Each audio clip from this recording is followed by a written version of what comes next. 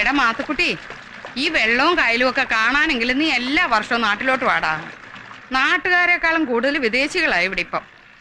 കണ്ടില്ലേ ഓരോന്നൊക്കെ ഉണ്ടാക്കി വെച്ചിരിക്കുന്നേ അവരെ പറ്റിക്കാൻ. അതിനെന്തോ മുദ്രാവാക്യം ഇവിടെ ഉള്ളവർ പറയുമല്ലോ.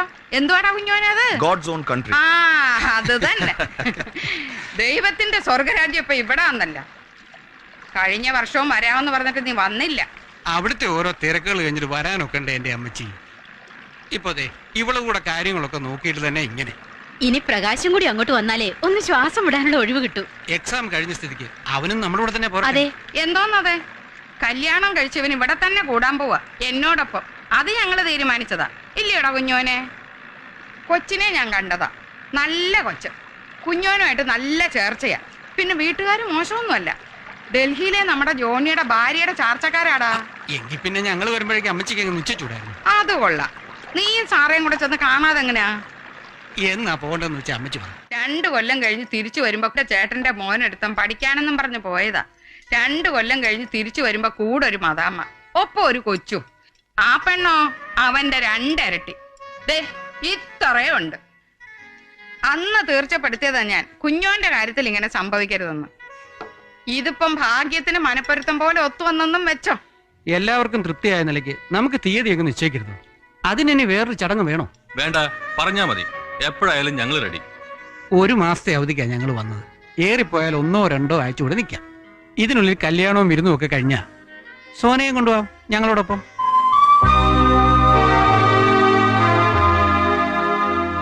സോനയ്ക്ക് പാസ്പോർട്ടൊക്കെ ഉണ്ടല്ലോ അല്ലേ? വിസയുടെ കാര്യത്തിൽ വലിയ പ്രയാസം വരില്ല. പ്രകാശിന് ഗ്രീൻ കാർഡുള്ള സ്ഥിതിക്ക് കല്യാണം കഴിഞ്ഞ് 4-5 ദിവസത്തിനകം ശരിയാക്കാവുന്നേ ഉള്ളൂ.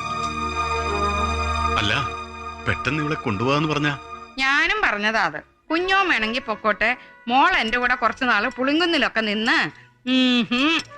അത് പറഞ്ഞിട്ട് അപ്പനും മോനും ആ വഴിക്ക് എടുക്കണ്ടേ? അതിപ്പോ അമ്മച്ചിയുടെ സമ്മതം നോക്കിയാൽ ശരിയാവില്ല. എന്റെ തിരക്കും ബിസിനസ്സും ഒക്കെ ഞാൻ പറഞ്ഞതാണല്ലോ. പ്രകാശും കൂടി അങ്ങോട്ട് വന്നാലേ ശരിയാവൂ.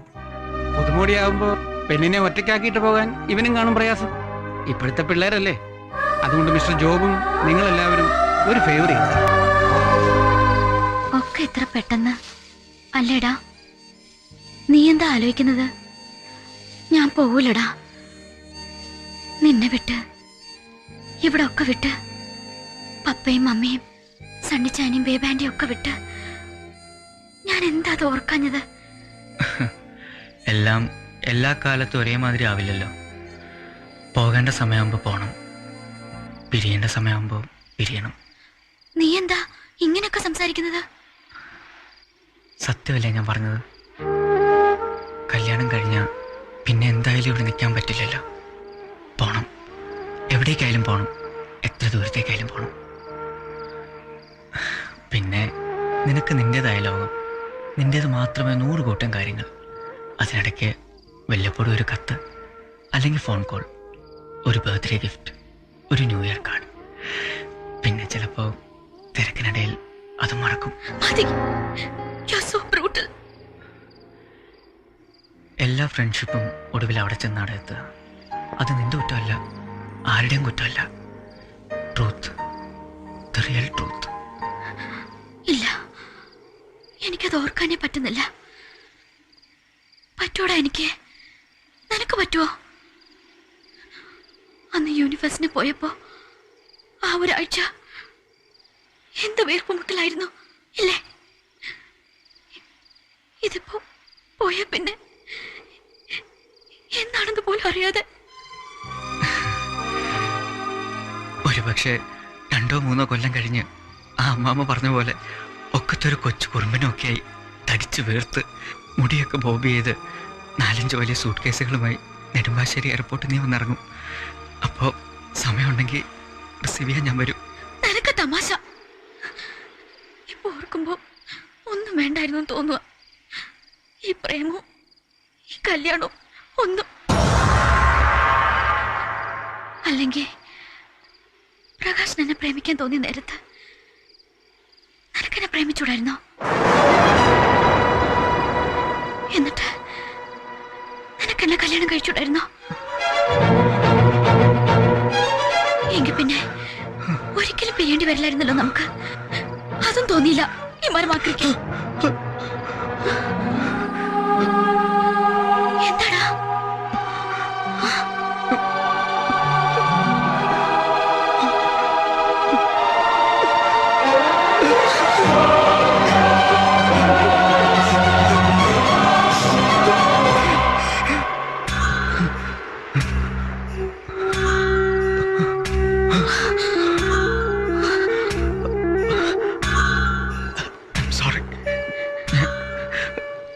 അറിയാതെ. സോറി.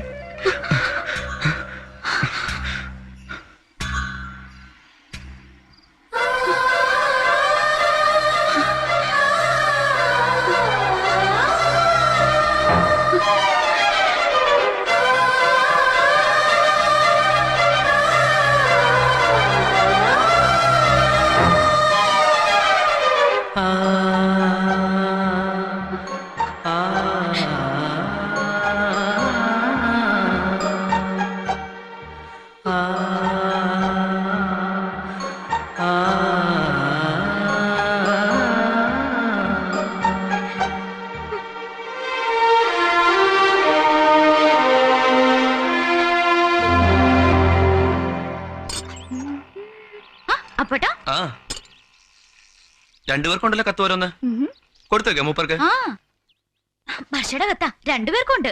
ഡൽഹിന്നാവും. നിനക്ക് പിന്നെ പ്രേമലേഖനാണെന്ന് വിചാരിക്കാം. എനിക്കെന്താ അവൾ എഴുതാൻ? No exchange.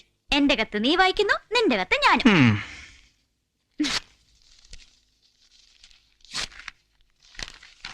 ആ പ്രിയപ്പെട്ട എബിക്ക്, വല്ലപ്പോഴും ഒരിക്കലും ഒരു കത്തയക്കാനുള്ള സ്വാതന്ത്ര്യം എനിക്ക് എടുക്കാമല്ലോ അല്ലേ? അല്ലേ? ഇന്നലെയാണ് ഡാഡിയുടെ കൂടെ ഡൽഹിയിലെത്തിയത്. പണ്ടൊക്കെ ഡൽഹി ഒരു വലിയ കൗതുകമായിരുന്നു. ഇപ്പൊ അതുമില്ല. ഇന്നലെ രാത്രി കുറെ നേരം ഡാഡിയും ഞാനും എബിയെ കുറിച്ച് സംസാരിച്ചു.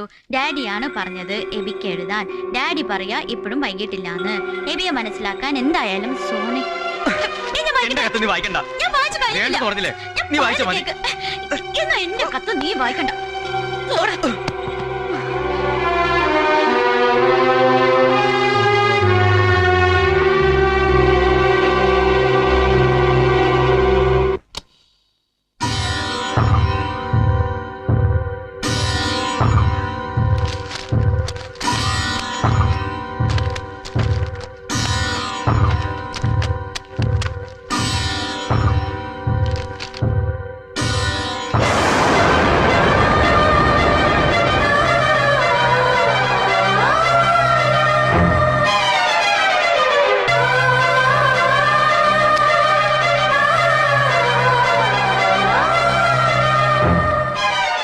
രാത്രി കുറെ നേരം ഡാഡിയും ഞാനും എബിയെ കുറിച്ച് സംസാരിച്ചു.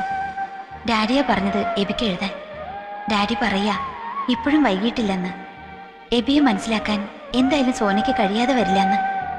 ഒരു പക്ഷേ എബിയുടെ മനസ്സിലുള്ളതുപോലെ സോനയുടെ മനസ്സിലും അതേ തോന്നലുണ്ടായിക്കൂടുന്നില്ലല്ലോ. പ്രേമമെന്ന് പറയുന്നത് അങ്ങനെയാണ് ബി. ഇത്ര അടുത്ത കൂട്ടുകാരിയായിട്ടും എബിയുടെ മനസ്സെന്തെന്നറിയാൻ സോനയ്ക്ക് കഴിഞ്ഞു. അതുപോലെ എബിക്കും കഴിയില്ല. അതുകൊണ്ട് ഒന്നുകൂടെ ഒന്ന് ആലോചിക്കേ.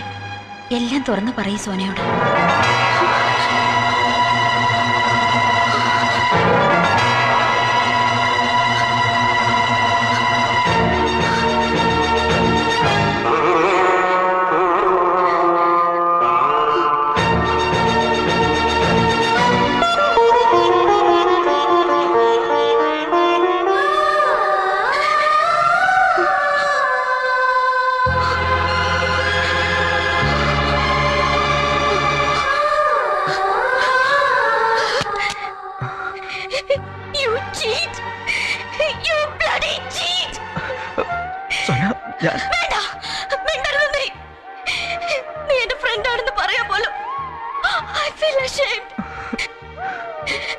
പരസ്പരം ഒന്നും മറച്ചു വെക്കാറില്ലെന്ന് നീ പഠിച്ചിട്ട് ഇത്രയും വലിയൊരു ചതി നിനക്ക് എങ്ങനെ അതിന് കഴിഞ്ഞു? എങ്ങനെ കഴിഞ്ഞൂടാ? ഒരു സൂചന എപ്പോഴെങ്കിലും തന്നിരുന്നെങ്കിൽ ഞാനിങ്ങനെ വിട്ടുവേഷം കെട്ടുമായിരുന്നു. ഒരു വാക്ക് എന്തെങ്കിലും പറഞ്ഞിരുന്നെങ്കിൽ ഇതൊക്കെ സംഭവിക്കുമായിരുന്നു. പ്രകാശിനോട് എന്താ മറുപടി പറയണ്ടെന്ന് 1000 വട്ടം ചോദിച്ചില്ല ഞാൻ. അപ്പൊ പറഞ്ഞിടായിരുന്നു നിനക്ക്. പക്ഷേ ഡാഡിയെ കാണാൻ പോകാഞ്ഞതിന് അന്ന് എന്ത് മാത്രം ഞാൻ നിന്നെ ശകാരിച്ചു. അപ്പോഴെങ്കിലും പറഞ്ഞുകൂടായിരുന്നോ നിനക്ക്? എല്ലാം ഉള്ളിലൊതുക്കി വെച്ച് നടന്നില്ലേ? ആർക്ക് വേണ്ടി? എന്തിനു വേണ്ടി? നിന്നെക്കാളും വലുതാണ് എനിക്ക് പ്രകാശിന്റെ സ്നേഹം. നിന്നെ സങ്കടപ്പെടുത്തിട്ട് എനിക്ക് ഒന്നും വേണ്ട. ആരും എന്നെ സ്നേഹിക്കണ്ട. ആരും എന്നെ വിവാഹം കഴിക്കണ്ട.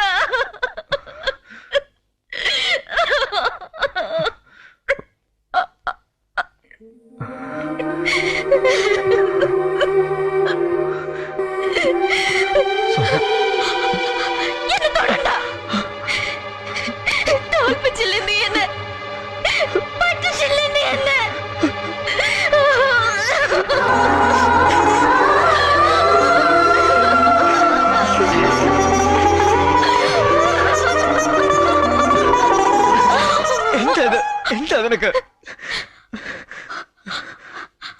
എനിക്കറിയില്ല, എനിക്കൊന്നും അറിയില്ല. പറ, ഞാനിനി എന്താ ചെയ്യേണ്ടത്? പറയടാ, പറഞ്ഞു താടാ, എന്താ ചെയ്യേണ്ടത് ഞാനിനി?